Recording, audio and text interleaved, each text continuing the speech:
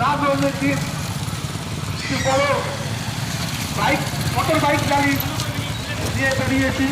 তাই আমরা চাই যে আমরা আজকের দিন থেকে রাজনীতির মন না ভেবে, রাজনীতি না করে আপনারা সবাই আসুন এবং এই র্যালিটিতে যোগদান দিয়ে সুন্দর থেকে আরো সুন্দরতম করে তুলুন।